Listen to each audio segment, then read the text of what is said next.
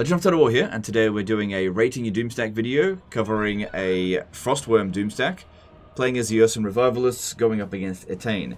So they've got 2 full stacks here, and I believe that this is about the limit that these guys would be able to handle. This is a fairly expensive army, but you can get them as of tier 3. And currently, which I think this is going to get patched fairly soon, the Druzinas have a skill which gives regeneration to every unit in your army. I don't believe it's supposed to do that because that's not what it says it does. But yeah, everyone here has got regen, which is very useful for single entities. Now there's a little bit you can do to boost these guys, but not as much as other units in the Kislevites roster. So you get a little bit of physical resistance, 10%, from the tech tree. I think they innately have 25% missile resistance. We got a bit of spell resistance here from his skill tree, because these guys here all have almost max tier experience. We're using 2 Patriarchs here, not for healing, but to use Taurus Battle Hymn to give these guys extra damage output, higher melee attack. Anyway, let's jump in here and see how they actually perform. Now, I believe this is one of those kind of battles where I don't think we should give any quarter to the AI. If we do that, they're going to struggle. The more enemies you go up against, the tougher the fight is going to be with these guys, because their damage output from my testing that I've done with them is not particularly high, and they get very easily overwhelmed by certain situations. So if you're going to use this sort of army, I would try not to go up against 2 full stacks with it, which kind of defeats the purpose of it being a Doomstack. Because if they're pinned down by, let's just say, a bunch of spears and they're stun locking them, but they're also getting shot by archers, these guys here, even though they've got missile resistance, their animations and their body size, they make them very vulnerable to getting shot. Even with the armor, I just find they go down really quickly. They're also very vulnerable to getting isolated in like a bunch of melee infantry, because here's the thing. You can look at their stats and everything and be like, oh yeah, they seem pretty good. But the real weakness of these units, I think, is actually their animation and their size, which I think a lot of people don't take that much into consideration. So when something is large, that just lets you know if basically anti-large is going to get a bonus against it. But there are some units that are big that anti-infantry type, like spear infantry, don't really hurt them all that much. So for example, giants. Giants have all of their size vertical, which means that it's difficult for a spear infantry unit to get lots of entities to attack it all at once. You know, the more entities that you have attacking, the more opportunities you have to dish out damage. And so giants, as an example, are really good against like anti-large infantry, despite being large themselves. But any unit that is like really big, and these guys here are big on the ground, they've got their weight on the ground wide instead of vertical. This allows spear units, you know, you can have spear units over here basically poking its tail. You can have maybe 3 to 4, maybe even 5 times as many spear units attacking this than you would a giant. And so you really need to make sure that you're stun locking them constantly, or you're constantly charging right through them. Now, when you've got your weight to the ground like this, it can make them a little bit less vulnerable to missiles. That's why giants have always sucked against archer armies, because it's super easy to shoot them. But that being said, they are a little bit tall as well, so the hitbox hitting their spines, their back spine over there, still does tons of damage, especially considering the Sisters of Avalon here. We got to be very careful. So what we're going to do is we're going to go into control group here, but we don't want to go too wide to begin with, because I'm going to try to dodge them as they come in. So as we go in. Because if I go into too tight a formation and try to dodge, well then it's going to miss the one that they were targeting and hit the one next to it, which defeats the purpose of trying to dodge. Alright. I don't really need to use you. Oh, no, you should come with. Yeah, because you've got this. And these guys here, they'll be using the Taurus Battle Hymn. Okay, I'm going to put you in control group 2, 3, 4, and 5. Okay, let's go. Okay, now what we can do here is use Swift Wing to try to move in a little bit quicker. And like the eternal winter of the motherland, we bring the storm. Here we go. Let's do that. Get these guys in a bit quicker. You can see here we're taking a fair bit of damage straight away. Let's go, go, go. Just from those spells, even though we've got spell resistance. Try to charge at them quickly before they get organized. That's it. Get in there. Activate their skirmish mode before they shoot. Okay, good. We got in there pretty cleanly, I think. That could have been way worse. Where are you out of your control group? Get over here. Okay. Get in there. Separate them so they can put on different units with the Tor's Battle Hymn. So we can see here, we're not really dishing out loads of damage. You need to really activate as much of the charge bonus as possible. Remember your ABCs, children. Always be charging. Because they've got a really good charge animation, but the thing is, when you're using this many of them, it can be quite micro-intensive. Which I think a lot of people don't like in their Doomstacks. They just want to... Basically, when you start building Doomstacks in this game, that's like you saying, I'm done playing the game, I just want to be lazy. And there's nothing wrong with that at all. And like most of the 10 out of 10 Doomstacks, you do that. You just be like, I'm gonna do nothing, because these guys here can't lose. And that's not the case here. It's good that we're sort of evenly spreading out the damage. Because we've got regen. I really don't think they're gonna keep that forever. I'd love it if they did, but I just don't think they will. Because it's overpowered as fuck. Okay, so we've got Alistair the White Lion here. Another option for Winds of Magic might be actually grabbing a Beast Wizard, because buff magic would be really helpful here, and Beast Magic's got some good buffs and debuffs for the enemy. So we got Swiftwing there. You know, it's like whatever.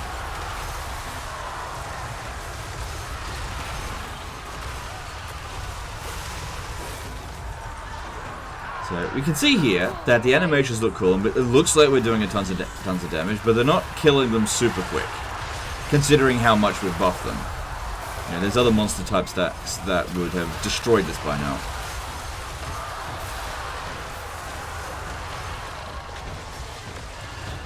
But at least most of the really damaging units are dealt with. That's ones you're going to focus on. Like, cavalry's not that big of a concern.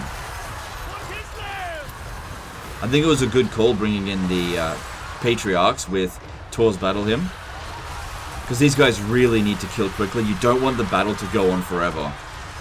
Okay, time to do our ABCs. Be out charging. Let's go. Charge through. Because yeah, they've actually got a really good animation when charging, because they just plow right through infantry. No, don't be shooting us. Let's go. Push through.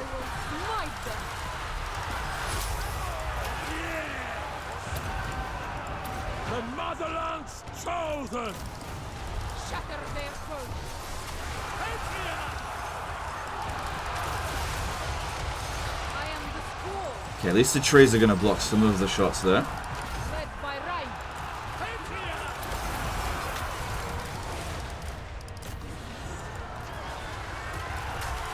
Now, it's really important that you keep your guys together, because when they fight like this, you're constantly keeping their infantry or whatever unit stun locked.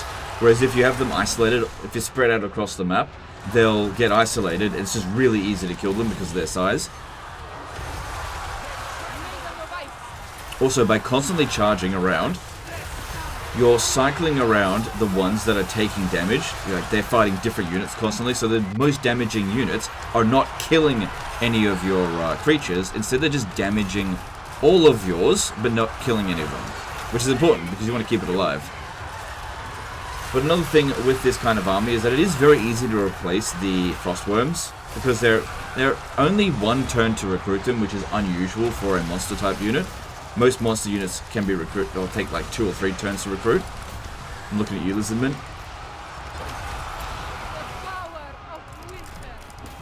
Hey, don't worry about that one, can't catch it.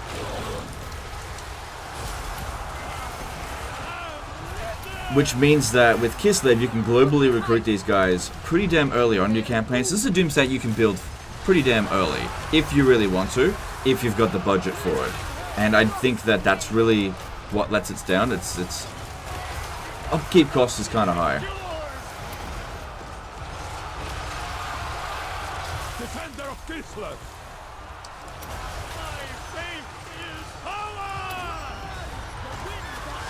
So these ones here, they're doing a bit of damage for what they are.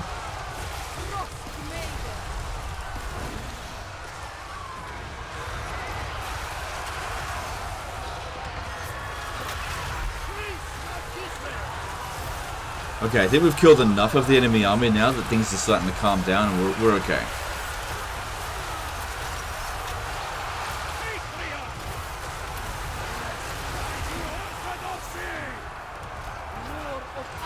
So yeah, I think getting a Hag Witch with Beast Magic would actually be better than this.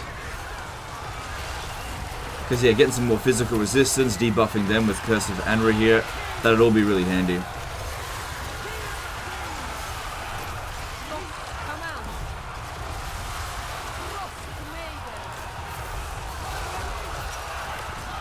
Yeah, that's the...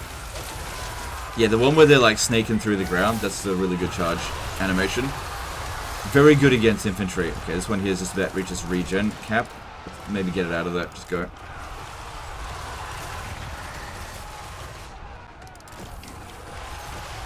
So I reckon this Doomstack is only viable because of the regen, because that really helps. Otherwise you need a lot of Patriarchs, which you don't want to have too many heroes then just because of hero stack.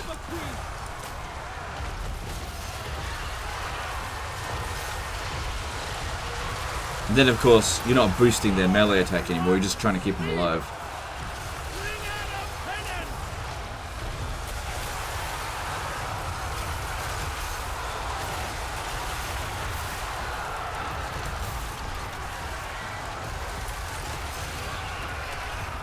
So a few of them starting to reach their max regen cap.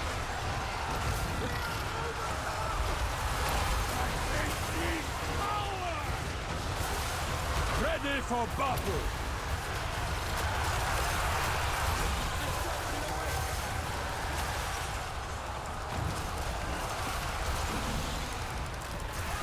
Alright, there's the army losses. Cool. We probably could have handled a little bit more in this battle. But honestly, I was expecting to take a lot more damage on the charge. So I think we got quite lucky with that. Alright. So let's have a look at what he's done to this army. There's not a whole lot, but let's see what he's done to make it the way that it is. And then I'll talk about what I rate it, because well, obviously downplayed it a little bit. Because in my opinion, it's not a 10 out of 10 Doomstack. I mean, some people probably look at it, but look, you destroyed those two armies so easily. Not really. And it was really largely because he's got regen, which, again, I don't think that's going to stay for that long. I think that's going to be the first thing CA patches, because it'll be really quick to patch that. We also need to take into consideration the cost.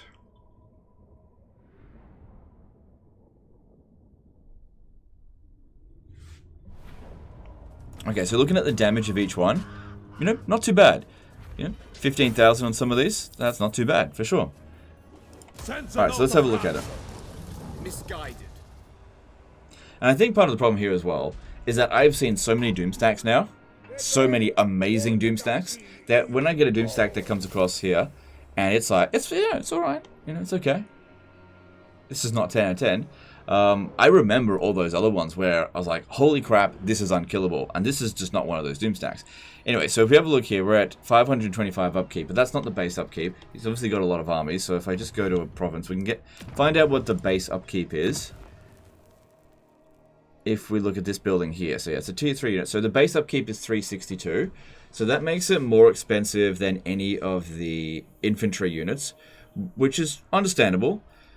It's a bit cheaper than Warbear Riders, but from my experience, I reckon Warbear Riders are better than Frostworms. For one thing, a Warbear Rider Doomstack will destroy a Frostworm Doomstack. And if I had a Warbear Rider, not even under the command of, Warbear Rider Doomstack, not even under the command of Boris, I reckon we would have won that battle a lot cleaner. That being said, they don't really, these benefit a lot more from the regen. They're definitely, Frostworms are definitely better than Elemental Bears, because every weakness that these things have, it's like even worse with an Elemental Bear, and they're even bigger, and they're demons now, so they suffer from decaying if their leadership drops down, which, you know, that can happen.